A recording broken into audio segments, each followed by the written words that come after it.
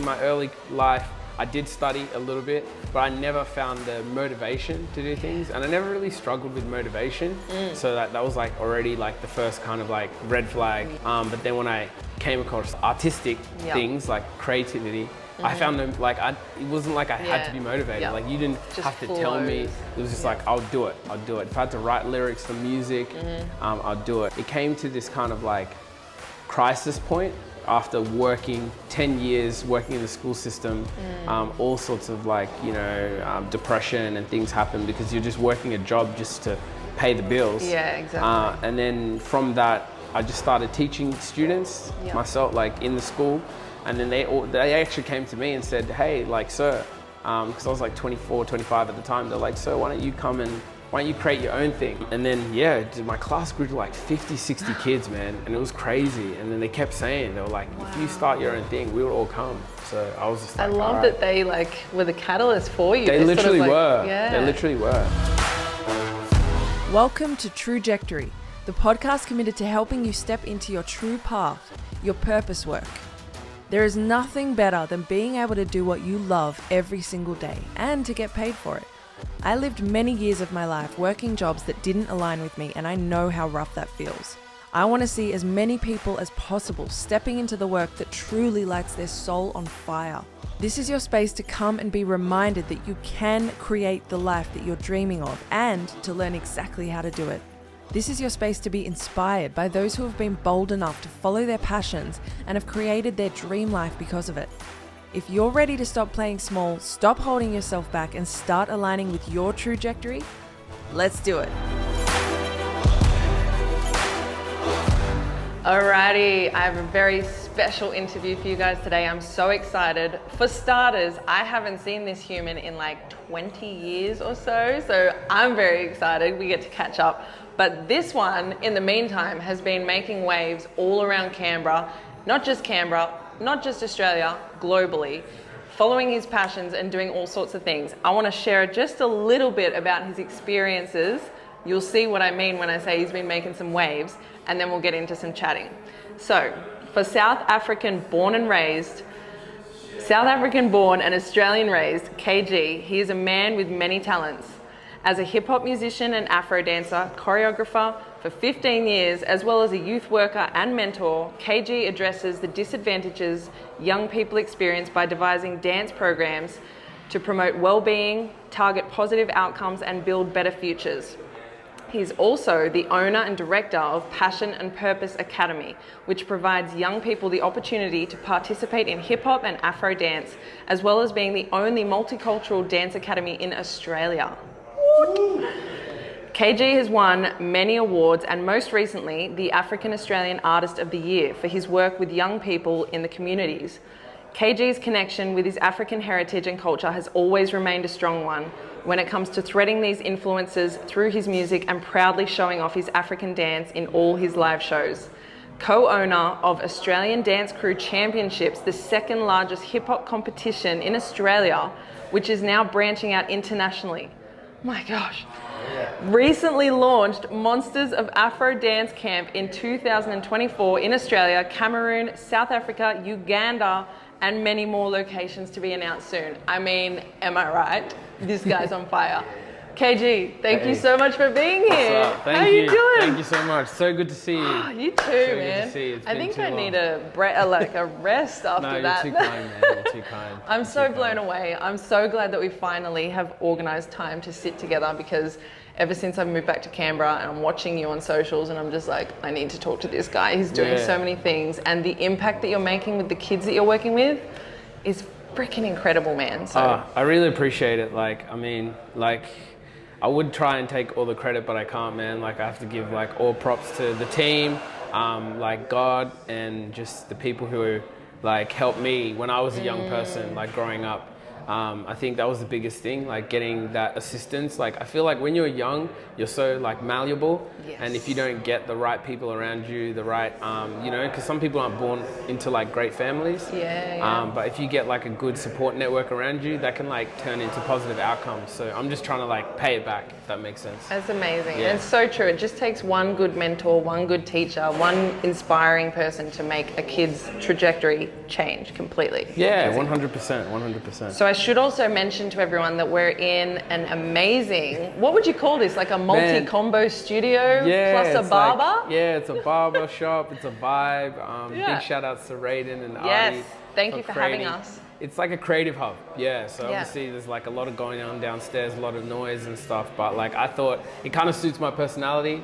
This is a place where I spend a lot of time with the guys. We're creating ideas here, and it's going to hopefully be a home away from home. So, I love it. Cool. I can't wait to start shooting some stuff here. It's amazing, honestly. So, I mean, there's so many things I want to get into with you. I'll try to hone it down a little bit. But can you tell me, so this podcast, the idea of this is to inspire people who are maybe in a job that they feel a little bit stuck in, and they're kind of like, I really feel like there's more for me, but I don't necessarily have the belief in myself yet, or I don't know what to do, what steps to take. And I want to show them that people like you, it is possible, you know what I mean? So let's start with, what's a day or an average week look like for you? Because I think it sounds so fun from what I hear. I mean, like, look, for me, the first thing is like the meetings with the teams. You know, we're lucky now, we've got about 3 of us really, like in the creative team. And then we kind of conceptualize the ideas. And then from that, we try and like keep each other accountable. It's a big thing. Accountability is a big thing. And then just go through like things that we need to cross off, like whether it be ADCC stuff, passion and purpose stuff, or Monsters of Afro stuff. And then we like relay all the different jobs to like other people outside that team. But in terms of a week, man, it's just busy. It's like, obviously I've got the P&P stuff that's a daily thing, because you've got to respond to a lot of different families that we're working with, over 180 different students in our program. And that's not including kids that are in schools. So that's just immediate programs. Then in that programs, we have like elite teams. So they require a lot more day-to-day consultation. And then there's like, you see your general like mentoring, helping kids. We do fitness programs, so we might go and like do some runs, or like responding. We might respond to group chats and just things to like motivate the team to, because I believe like with P&P, like we're a family. So it's like, if some of us are struggling, I'm not doing my job as a leader, just letting them just struggle on their own. So bringing everyone into the fold and kind of just giving little bits of motivation. But it's a weekly thing. Our program's only 4 days a week, but it's very busy. It's condensed 4 days. And then on the other days, I'm either trying to do my own music, or trying to figure out how to make ADCCs and Monsters of Afro happen in those other spare times. So it's 24/7, 365. But at the end of the day, I feel like a lot of people say, oh, do you burn out, this and this and that? And then I feel like if you're doing something that you really, really love, that you're really passionate about, like you wake up wanting to just kick those goals. And even if when things aren't going good, there's a rainbow at the end, because you feel like you're doing what you're meant to be doing. 100%. And I didn't even need to prompt you to say that. Like that's actually just your truth. That's amazing. And I love that you haven't just created like one career for yourself. You've created one whole lifestyle career with all these different elements of things that you love, and you're working with so many different people. Like there must be no chance to get bored, you know what I mean? And I love that. No, I feel like, because like a lot of people pigeonhole themselves, and you know, I felt when I started off being a dancer, I didn't like the fact that a lot of it was just internal, you and the mirror. I didn't like that, and I kind of resonated a lot where I was at the time at Culture Break, was with the community aspect of it, and how we can all come together and do this. And I wasn't like the greatest dancer, you know, I had like a few like church kind of gigs where backing up for like Guy Sebastian and like just different things like that, but I was never passionate about being a backup dancer. But I fell in love with the creative aspect of what it is to create something from nothing. And I've always been a creative, even since when I was a child. So I felt like being able to express that gave me an avenue where I just gave me like the ability to really fall in love with the creativeness, but when it's just about yourself, it kind of just stops there. Yeah, and you get in your head so much. Yeah, because you're like, why am I doing this? Like, Yeah. I'm just like, you know, am I doing it for the people that love me? Am I doing it for the girls or whatever? Or the It kind of likes. becomes shallow. Yeah. But then when you add the community aspect, when you add the fact that you're helping other people, you're bringing joy to other people, that just adds a different element. So when I ended up leaving, that's exactly what passion and purpose is basically about. Like your passion is something I believe is for you. So that's your passion. You find your passion, and then you find purpose with helping others. Yeah, you can find purpose through that. So whether you're having the crappiest day ever, whether you feel depressed or you're down and out, if you can find it in your, you know, somewhere in your spirit to like help other people, that act will just give you joy. And then over time, compound that, you'll find joy through that.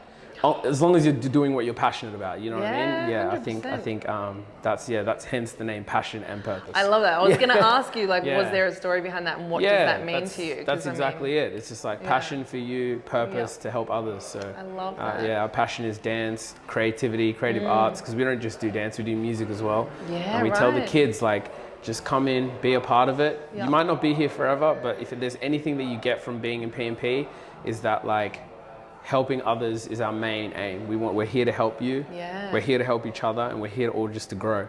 And if you're doing that, it's great.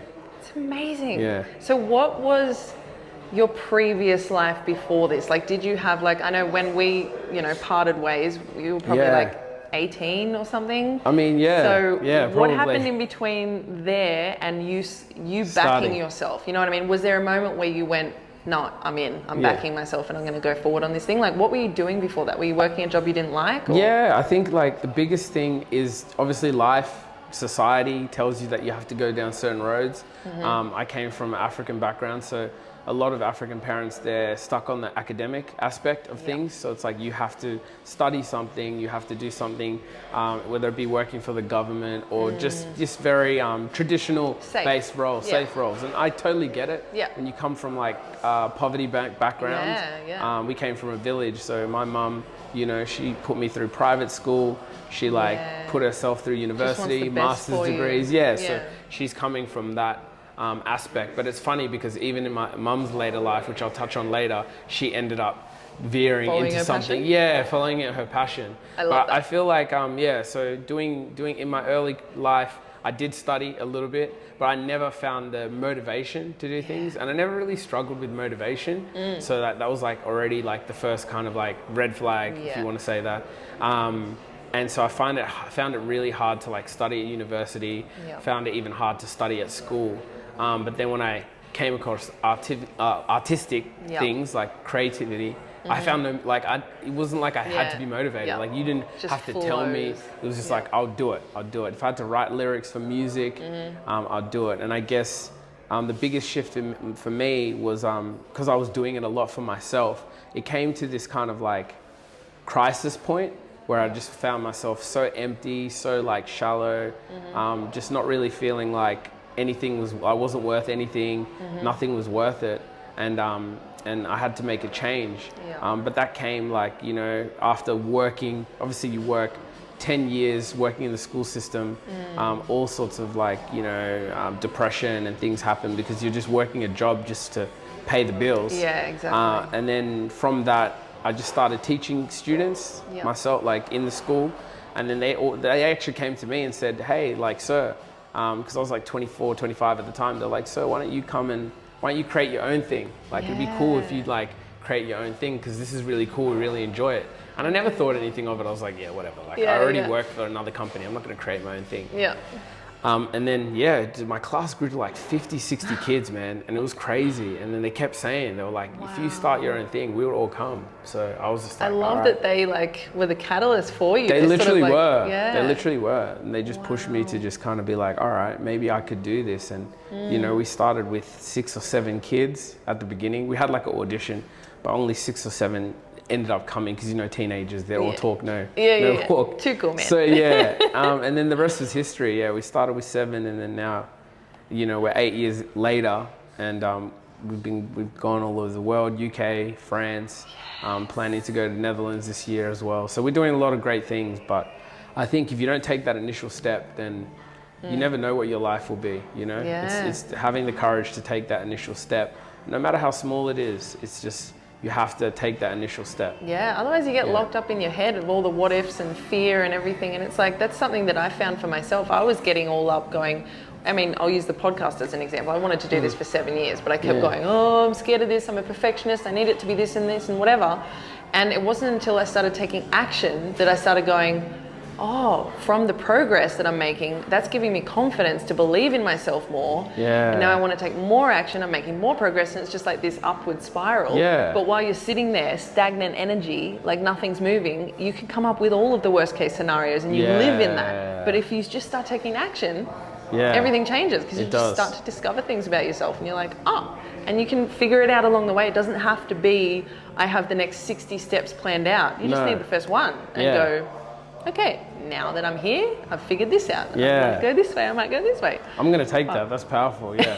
Yeah. Well, it's like, we train like that. That's the craziest thing, because it's like we train, our basis of training is bit by bit, inch by inch. Don't try and like attack everything in one. You're not going to become the best or good even.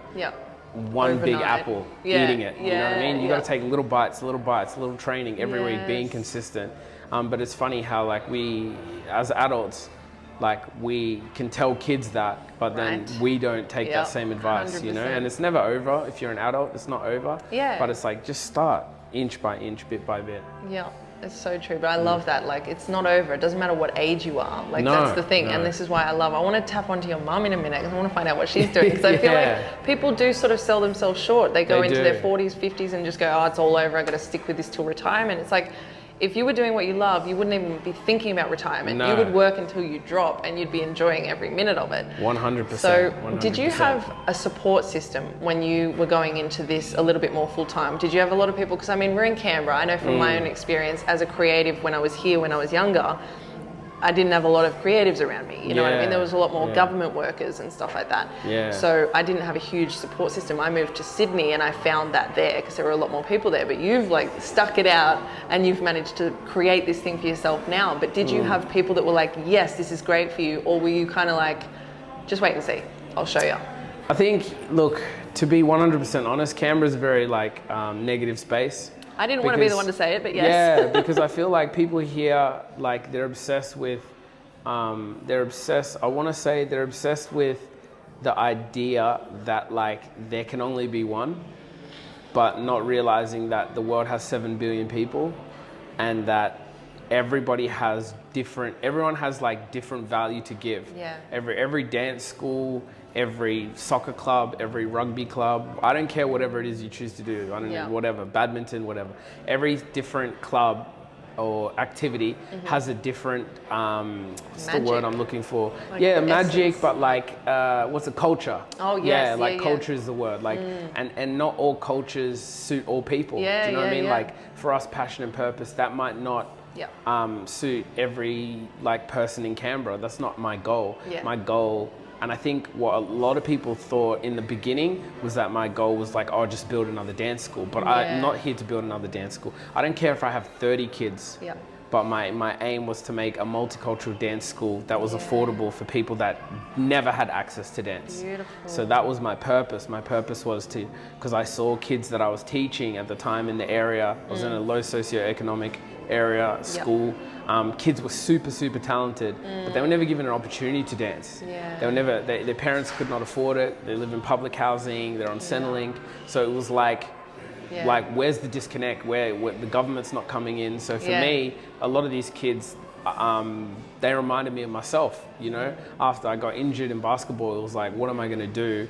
And then dance just fell into my lap by coincidence, because my mum worked at the Migrant Resource Centre. There was a guy there who was doing a free workshop, and he was like, come do this dance, right? So I thought, man, how many kids are out there that love dance, love music, love creative arts, but are never given an opportunity? They don't even know how much they love it. And so that was my purpose. But then in terms of like the Canberra community, like people here just don't really support you until you're at that pinnacle, or until you're at that level where it's like now they it's have cool no choice. To support you. They have no choice. So I was always just like, I'm gonna do this myself. You know, there was a lot of roadblocks, a lot of like, you know, even people trying to like stop you from performing at things, you know, because they'll be like, oh, if they're performing, we're not gonna perform. And we weren't good. So that was the biggest thing for me at the start. Like, we just weren't good. So it's like, people were just like, oh yeah, whatever. Like, you're not good. But then it's like, when you start getting recognition, when you start becoming good, when your social media starts going great, it's like people change. And then, but I'm always open to collaboration. Like, I'll always be the first person. If someone says to me, hey, can we collaborate on a project or do something, I'll do it. But I'm not one to like reach out to people, because I know the mentality, and I'm, you know, our feet are facing forward, our nose is facing forward, everything's forward. You're building your own thing. I'm looking forward, and if you want to get on the ride, like I'll help you within reason. But I feel like it's very, and I don't know if it's like Australian culture, tall poppy syndrome, that kind of thing, but at the same time, it's very sad. And as creatives, it's the one thing I think that hinders the Australian just entertainment industry as a whole. The lack of collaboration, the lack of wanting to, you know, stand outside of what it is. Exactly. And like just things like this, it's like you going out, sharing, you know, your creative resources to uplift other people. That's a very like humbling thing to do. A lot of people won't want to do that. They'll be like, well, what am I getting out of it? Like, I'm just going to make you look good. And it's like, sometimes that's a good thing. Do you know what I mean? Like, I've had to do things where I've been in the background of my kids mopping the floors. That's when you know you really care, right? That's what I mean. So it's like, it's not always like, if you go on our social media, there's maybe like one post in the last, one post in the last month of me doing a workshop, but I'm rarely on there. It's all about the kids.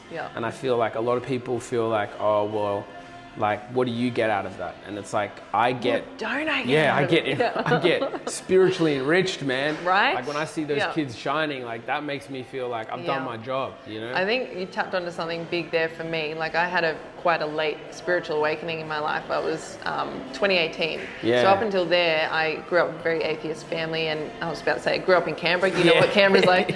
So there was no God, there was no spirit, there was no, whatever you want to call it, there was no external energies, spirit, anything helping me outside of my physical senses. When I started to realize there's more to me and we're all connected, that's when it was like, ding, it's not about me. Like you're saying, it's like, this is no longer about me, this is about us as a collective. And like, what can I now do with the skills that I've garnered in my life to uplift the all that we are? You know what I mean? Like, that's all I can do. And but it's so empowering. Like you said, you're so enriched. That's the payment that you get going. 100%. Oh, and connection, and just going, even just having a conversation with someone who's a creative who lives in Canberra is like, you feel better. Oh, I feel like it's like you can bounce ideas off each other, and and I know everyone's like, you know, even for myself, I get stuck in my spaces and stuff like that. But I feel like just the nature of that competitive in a negative environment is bad. And just so people understand, like, what I'm talking about is, like, I'll give you a perfect example. So in my company, like P&P, I have this company ethos, basically, is that, like, if you come under my mentorship, my main aim is not to duplicate myself. My main aim is to duplicate the best version of yourself. Amazing. And the best version of yourself may be you come here for a time and period, then you leave to create your own company. And that's great. That's what I want to facilitate. I don't want to have a bunch of like brainwashed, brainwashed control people who are like under my subjugation for like years. And I feel like a lot of companies, a lot of, especially in the entertainment space, people bring people in and they want to like subjugate them for like eternity to like amplify the brand. Amplify the brand or sustain that. And it's like, my thing is like, I've got a guy in my company right now, he's creating his own brands, he's doing his own thing, and he's branching out. And I'm like, that to me is like the best thing, you know. A lot of people say, well, you're crazy, like that's gonna siphon from your brand. But it's like, I'm so like confident in what my ability is and my branding that we can coexist in the same there is stratosphere. Enough for everyone. That's something I've tapped into a lot lately that's really helped my mentality is the choice between competitor or creator mindset. And you've got a creator mindset, you're not competitive. As soon as you're in competitor mindset, you're instantly living in fear. You're saying, I can't have it if they've got it, so now I need it. And you're living in this space of fear and scarcity, and that's the problem. But if you have a creator mindset, then you're aware that we're abundant, right? Like you can create as much as you want, and it's just amplifying each other. We're literally just going, pew, pew, pew, pew. Exactly, grow together. Beautiful, And then it's like, and he's gonna have ideas that you might not have, and then he's gonna have he's gonna hit corners, or he or she, they're gonna hit corners of the population that you can't hit because you don't resonate with everybody. And 100%. It's so arrogant to think that you can resonate with everybody, you know. And I think when I started to realize that, you know, when I left, I was like, you know, you're not going to be everyone's cup of tea, and that's okay. Like that's why I have, you know, amazing staff members underneath me that have different personalities. Some are soft-spoken, some are loud-spoken, some are, you know, crazy, some are subdued. So it's like having that mixture of people that are all creative, like, and you know, and it took a long time, like, you know, there was 4 or 5 years there where it was just me, you know, and then it was like, you know, it was a struggle. Like, I'm not going to say that it was easy, and I had to wait for these guys to actually grow up and mature and be like the adults that they are now. But like now they're at the point where, you know, they're ready to take on the world, man. And I actually am very scared for what people are going to see, because these guys, they're amazing, man. Like, honestly, and I wouldn't say that just to big up them. I just think that I'm going to get footage of them. You wait, it'll be in the edit right now. You're going to see. And the thing is, like you said before, the confidence comes in the work that they do, that we do weekly. I think the mentoring sessions, the training, and the work that we're doing, I think is going to pave the way for a great future. Not good, great. Yes, amazing. Oh, wow, that's so good, man. That's so good. So I'd love to know if you do, because I mean, you do a lot, right? You're still in a physical body. You're still human. What happens when you have a day where you're like, oh man, I'm just not feeling it? How do you switch this on? What's like your pep talk to yourself? Do you have like a ritual that you do, or do you have like a daily, I have to look after my mind every morning, or is there anything that you do to like maintain the physical so that you can always be on point when you need to? Well, I think only recently, because last year I had like a pretty catastrophic injury. I think it was around November. And then that kind of just like made me just have this epiphany of like, obviously the body is frail. It's not going to last forever. So I have been doing like a lot of training and a lot of like restructuring of like what my diet is, because I've struggled with my weight, you know, full disclosure, for a very long time. And I realized that like I was at this stage where I could just manage it easily because I was so active. And then it was like I was just putting whatever in my body, and it was like, but you're fine. You know, I can still dance. I can still somewhat execute to a, you know, probably in my own mind 90% level, but in reality it's probably like 70-60%. But so now I've just adopted like really like trying to meditate every day. Like really meditate, even if it's like 5 minutes. And it's like hard, man. Like I've been falling asleep because it's like you fall asleep, like so, because I'm so busy too. So I you fall finally asleep. get a moment where you're still, you're like, oh, and it's sleep I'm like, time. okay, sleep time. And then but yeah, I've been trying to do that, but a lot of the time it's like just listening to information or podcasts, you know, of people that I respect, or even like just different things, like how the brain functions, or when I'm driving, or if I have downtime. So a lot of that takes me away from like the dance and creative space, but I find that I get a lot of the creative ideas for the company and the visions of where we want to go from that. Absolutely. Feeds into each other. Just different sources and people that have created successful businesses, and just the pitfalls, what to look for. But in terms of like, if I'm feeling like down, I constantly remind myself of like what's at stake, you know? What like you're doing it for. you know, there's kids that they don't have the opportunity to be down.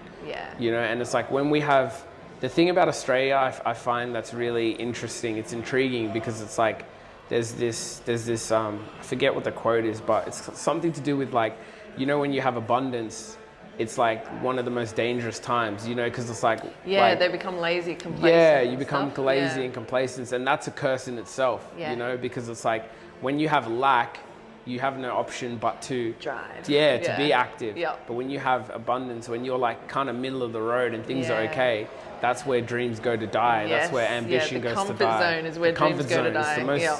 It's the most dangerous part, you know, even athletes will tell you the same thing. You know, when you're comfortable in a workout, there's no growth there. Yeah. So I always try and just be mindful of that. I have this saying that I say to like my students: standing still is going backwards because the world is moving. Yes, Time it's is true. going. It's true. So it's like, still moving, and yeah, you just stop. and you yeah. just stop. So technically, Yeah. you're going backwards when everything's moving forward. It's so true. And Yes. that is where, your soul fire just fizzles out because you're just not acting on all the things you actually want to do. No. It's amazing. And this is why I love doing this podcast. I love talking to people like you who are actually listening to that inner fire, the desires, because those desires are there from your soul. Like, they're there for a reason. 100%. I love this that. is what you are meant to do. But Yeah. most of us go, that's just crazy to think. I'm not even going to entertain that thought. I'm going to go back to my safe comfort zone because that's what I know.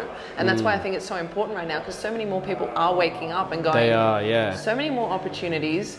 I'm seeing so many more people following their passions, and we have the connectivity with the internet, with everything now, that you can work online. You know, you can travel, you can do all sorts of things. You can do anything. It's you know, I've seen insane. mums like create brands from just doing things they've done with their children that are just like day-to-day things, and then it's like boom, like that's an idea, like that's a brand. Little cute things that they make for their friends, and then suddenly it's a business. 100%. But speaking of mums, tapped onto. You said your mum started. She had a second wind later in life. What happened? Yeah, so like my mum's always kind of like had a master's of community social work. So yeah, Amazing. like that's kind of like her career. She did a lot of social work. She did a lot of social programs and worked for the government for years, like, putting me and my brother through good schooling, good education, and being a single mum. And I guess as she got older, she really had a connection back home to the community. So she wanted to bring a couple of my cousins here to Australia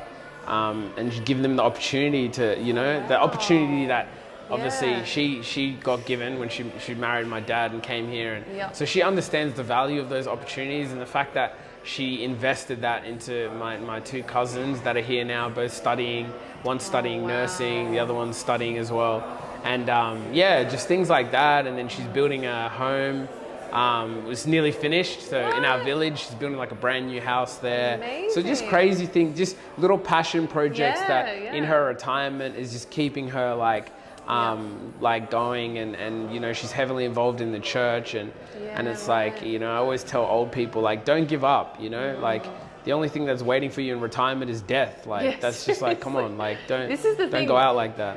When people retire, and especially when people are retiring younger in like 60s or something like that, they've got all this wisdom, and now they've got all the time, and they're telling themselves, I can't do anything. I can't, you could do more right now than anyone. 100%. Like, seriously, you don't have to be running marathons. You can use your mind. Well, there's some there's actually some that do. True, that's crazy. But her partner's actually writing a book too. So he's writing a book. So they really inspire me, because it's like I look to people that are like in their mid to late 40s, 50s, and they're my inspiration. I look at this thing of life is just. It's a game that you got to just keep playing, and it never ends. Yeah. And one of my mentors told me the scariest thing is actually this week, how he told me this thing where he was like, you need to fall in love with the fact that the journey you may never ever reach the finish line. Yeah. But you need to fall in love with the journey each step of the way. Yes. Because that's life. Life is the incremental steps. Yes. You know what I mean? You might not become the most successful whatever. I'm not going to put on anybody, because I don't like, putting negativity, but you might not, but you might. And even when you are, there's going to be a whole set of new problems that are going to come. Exactly, that's the thing. That new challenges, new problems, new people that you're going to have to deal with. And if you don't love each step of the way, it's just going to get more difficult, And that's one thing I realized. I was like, as long as you're waking up every day, enjoying, loving what you do, and what you do is positive, it's a net positive to society, because there are those among us who love doing negative things, but as long as you're doing something that's positive towards society, I feel like loving that journey, even if it's hard, there's guys that do the most hectic kind of work, but they love it. There's so much to gain when you see what you're capable of. Like, the harder things you do, the more you go, oh my gosh, what can't I do? And you start to like amplify yourself. Yeah, and then you bring people around you that are kind of like the same vibe. That's and they're the like, thing, you're starting to attract at a different level. Yeah. But honestly, that's such a good point. Like, again, I'll just use the podcast as an example. I put this off, like I said, for 7 years in my mind because I was attached to the outcome, to the end goal, going, well, if I'm going to do a podcast, I want it to be this big thing. That's how I used to think. And then I got to the point where I was like, wait, well, I just want to do this. Like, I'm happy with the actual day-to-day journey. And the more I do, the more I learn about me. And that's what I'm here to do as well. I'm here to learn who I am. Because I think when we're young, without meaning to, the world programs us to believe a lot of fear-based things. And our job as we get older is to become aware of that and start dismantling all of those lies that have been sort of laid on us. And so the more I start to follow my passion and do the work, and like you said, it's the journey, it's not the destination. Because when you think about the destination, it's the top of the hill. Where's left to go? Down. No, down. Yeah. So it's like this cycle, isn't it? Journey, like consistently, and then I'll drop one day, like, and that's fine. And it's like, even for me, I'm like, let me go up that hill, let me go right back down, let me go up again. Like, do you know what I mean? I love it. There's so many times where I've just dropped the ball and I've been like, oh, didn't do this, okay, back of the hill, you know? And that's what I love about, exercise and dance, because it's like every time I feel like you're at the beginning of a hill, you know, like every time I step into that gym, not at my goal weight, but it's like I'm seeing the progression, you know, the last 20 weeks I've lost like 15 kilos. Whoa! And then it's like, amazing. It's crazy because in the last 6 weeks, I'm doing like way more exercise output than before. And then I hop on the scale and nothing's happening. And I'm like, Plateau Jesus phase. Christ. I'm like, what is going on? Like, you are killing me, bro. And he's like, and I'm eating all this, like, the most healthiest kind of food. Haven't touched sugar in like since December last year, right? High five thank that. you. That's but it's just huge. Like, it's so depressing, like, because I love food, you know what I mean? But like, it's just so funny because I've adopted that mindset of like, back to the bottom of the hill. You suck. Start again. Do more burpees. You suck. And it's like, once I started like, you know, adopting that mindset of like, I'm not the best PT, fitness, you know, David Goggins person, but like, if I can just get there and enjoy the fact that I get there, that's the bottom of the hill. Exactly. And whatever happens, you just keep going, bottom of the hill, bottom of the hill. And it is funny because it helps me relate to my students in a like way, like better, like in a better way, because it's like, I've got my own side challenge. And then when I see them going through their challenge, I'm like, oh, I can identify that. Like, I know exactly what that is. That's like, you're quitting because you're scared of failing. Do you know what I mean? And that's why, as a mentor, it's so important for you to keep progressing yourself, your own journey. Exactly. Because you're constantly, they're going to be growing, but you're growing as well. So and I feel like a lot of teachers don't do that. A lot of teachers, like, and that's, you know, I didn't want to touch on this, but that's the biggest problem with the education system. A lot of teachers are in this comfort zone. Then they are trying to inspire these young, impressionable minds to be this great thing. And it's like, you know, kids, man, like, you know, there's this preacher, I forget who his name was, but he said there's 3 types of people in the world. There's like, that always tell the truth. There's drunken people, angry people, and children, right? And it's like, kids just so never lie. Do you know what I mean? Like, and they can see through the bullshit. They can see. Like, I've had kids to me be like, oh, you know, sir, you look a bit fat or whatever. You know what I mean? And I'll be like, you know, the 4-year-olds. And it's like, they're cute as hell, but it's like, thank man, you. It's like, thanks, man. Yeah, I know, I got rolls on the side. But it's like, you know, and I love that. So it's like, they see through your facade of like, you know that you're not achieving your life goals, but yet you're trying to tell this kid, that's the thing. You know, achieve your life goals, do this, you know, and that's a big reason why they've taken a lot of fitness out of schools, because teachers don't want to do it. Do you know what I mean? Like, because think about it, if you think about it logically, if you go into a school, any public school, not I don't want to say private schools, because some of them do adopt the physical workouts in the morning and stuff, but I remember when I was young, probably kindy to year 4, I always had like teachers that would be like, all right, we're going to go run around the oval, and they'll do it with us. Nowadays, I've worked in schools for like 10, 15 years. That doesn't happen. Half of the staff would not even be able to do that. Wow. So then what do you expect the kids to do? Do you know what I'm saying? 100%. So it's like, it's this thing of like, when we're in that position of mentor, when we're in a position of teaching, we also have to be reaching our goals, because that action is more inspiring than words. Words, like, they fall on deaf ears, but it's like, if I'm showing a kid, okay, I'm doing the push-ups with you, I know this sucks, this hurts. I feel it. I feel it, but let's do this together, you know? And that's why karate and things like that gymnastics, gym, like boxing, all these physical kind of workouts get a lot of retention of young people because the people who do those like career paths, or you go into a karate dojo, you see the guy, he's like, or the girl, they're like, you got 60-year-old women that can throw in like MMA and judo, throw like grown-ass men, because it's like, it's the discipline, and kids love that, and then we've taken that out of our society to just be like, okay, I can tell you this. Yeah, I'll tell you how important it is for fitness. And yeah, then I'll go but and I'm not sit going down to look and eat like my it. I'm not going to do microwave it. meal. No. And that's Sorry. wild. That's my bad. No, all good. Yeah, honestly, that's such a huge one. And it's thank you for sharing that as well. Because I mean, I haven't had any connection with the schooling system for a long time, but I had been wondering that, like how the fitness side of things and the motivation and mindset is going. Like if they're staying within the old school curriculum, then we haven't really excelled. No, we haven't. Yeah, we haven't really like extended like beyond. And don't get me wrong, like teachers do their best. I don't want I'm not here to like denigrate teachers and put them down. They're doing I'm just saying the system, with what they have to, exactly. Like, what they know. And the system hasn't evolved to the fact where it's like, kids nowadays, they're so like creative, they're so visual, but like a kid can literally go to school and feel stupid because they can't express their creativity, or they can't express their cleverness through the curriculum and the way that it's designed. I've worked with kids who they're like, amazing with words, amazing rappers, amazing like art, drawers, this and this and that, but they just can't sit down for 6 to 7 hours in a classroom and be spoken which is at. Fair enough. Do you know, right? which is, it's man. Like I struggled with that massively, and I thought that I was like, I had learning issues. Yeah. And then dance came along, and I was like, you could concentrate top of the class. Yeah, it's like, I was like, what's the name? I was like, I could literally stay in a dance class for 10 hours. Yeah.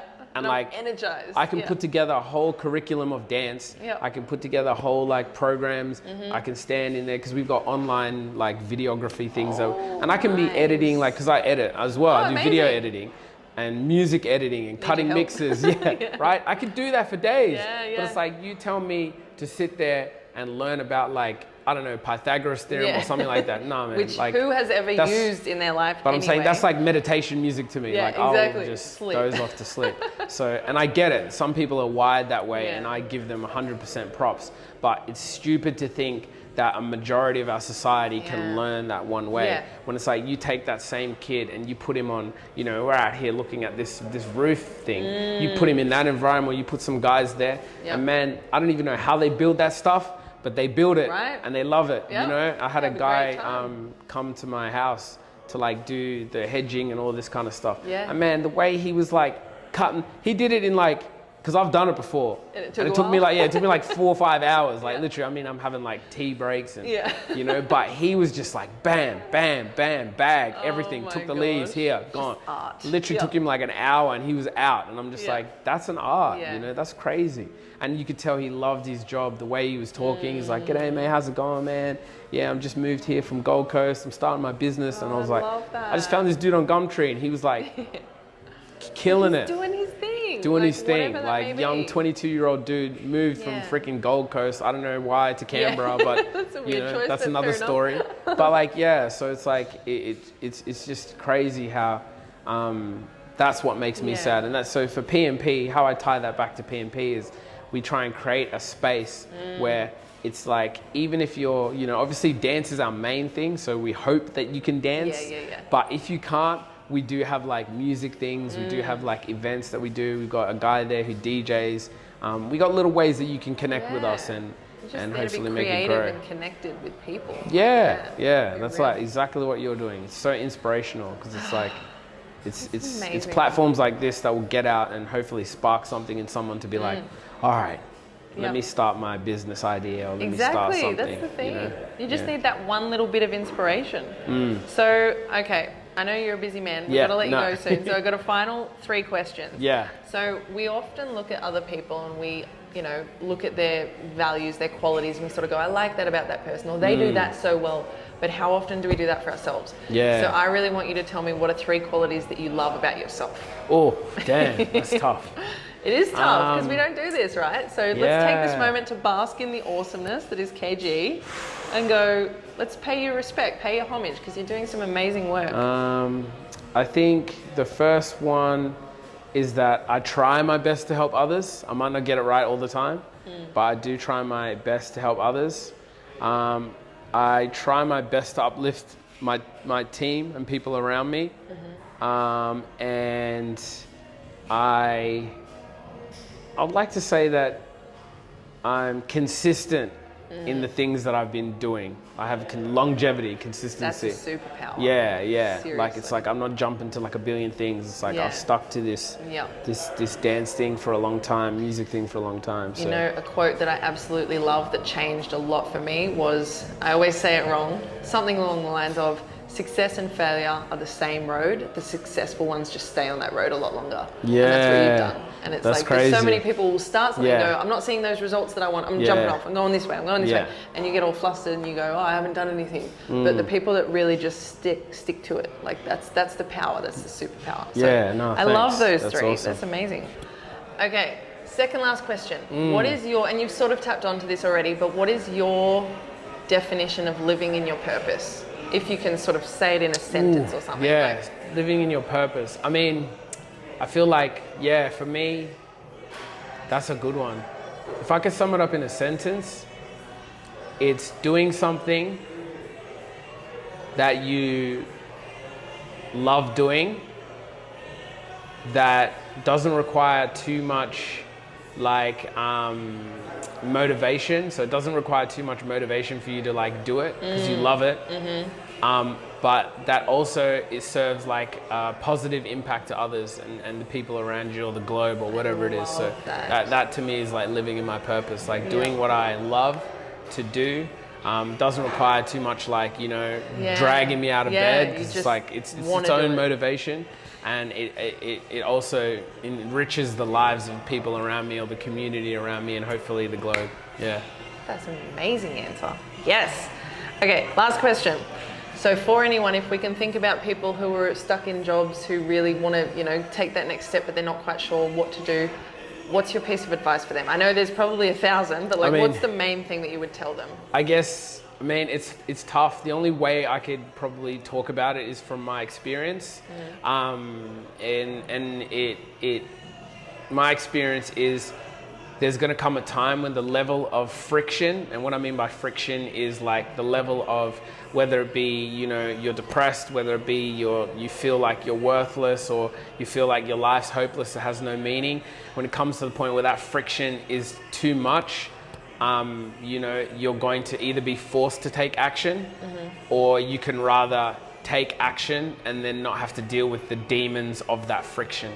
So I feel like if you understand what I'm saying, is that it's better to try than get lost in your own to get lost in your own battles, thoughts and get trapped in a situation where there is no way out. And a lot of people can, but there's always a way out. I don't want to say that there's never a way out, but like I feel like you need to at least take, even if it's today and you hear this message, just write down what the plan is. Sometimes just that action in itself, saying, okay, I want to do this.